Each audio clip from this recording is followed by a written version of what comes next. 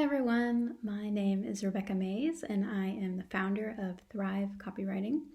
And today I would like to talk to you about a really interesting solution for content marketing and how to create more content and get more engagement without burning yourself out. So first I want to talk about the struggle of content marketing. If you are involved in this field, if you are creating a blog or a YouTube channel or podcast or newsletter, anything like that, you know it can be difficult to constantly publish high quality content day after day, week after week, month after month, however often you're doing it, it can be a struggle. And there are different solutions that we could look at for how to make it easier to create content. And one of them, of course, is expanding your team. You can hire new people, you can work with freelancers, you can add new skill sets to your team. And this is a totally viable solution, but there's one that actually doesn't really cost any money. And that's why I think we should all definitely add it to our content strategy and our content marketing plan. So what is it? It is called content recycling. Now, you may have been doing this without even realizing it, or you may have heard of this concept without necessarily hearing of the term. And I came across this a few weeks ago in the Click newsletter, which if you haven't subscribed to that yet, I highly recommend. It's basically a daily digital marketing newsletter. And in the Click, they were talking about how really everyone should be using content recycling and how they are constantly doing it. So what is it exactly? As the term suggests, content recycling is going back into your archive, finding old content that you once published before, and republishing it.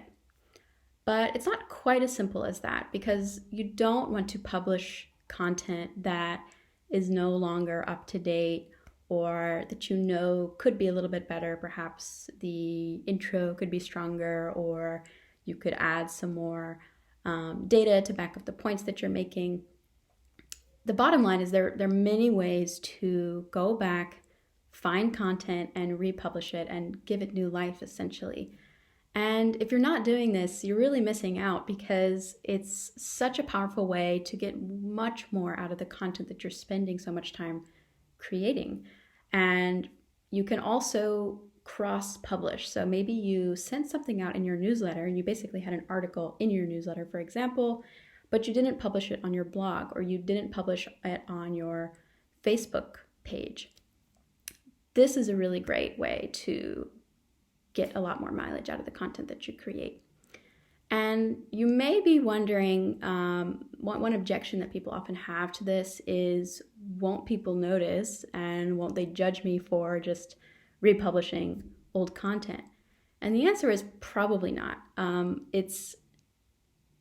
The sad truth is that no one is paying as much attention to our content as we are. And there's so much content out there, it's impossible to keep up with all the content that even one brand produces usually.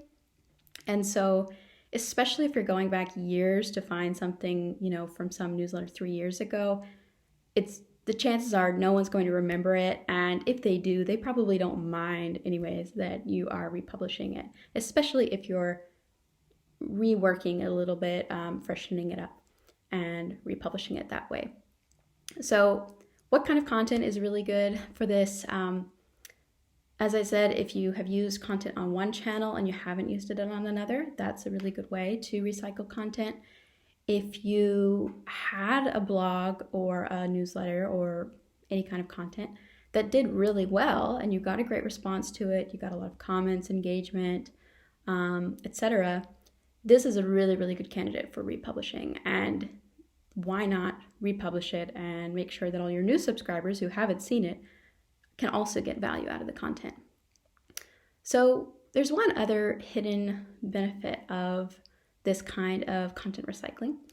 And if we're talking about blog content or any kind of content that's actually on your website, there's a major SEO benefit here.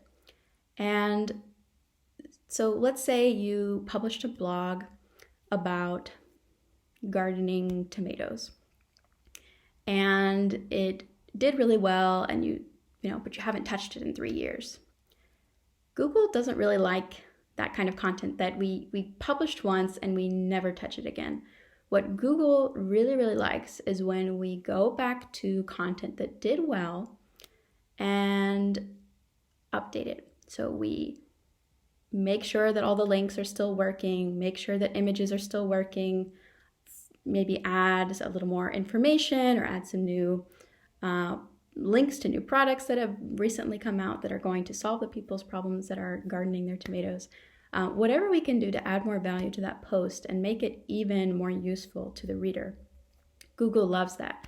And then when you change the publishing date, you don't want to change the URL unless you're going to redirect it to the correct place, but best not to touch the URL if you're not a technical person.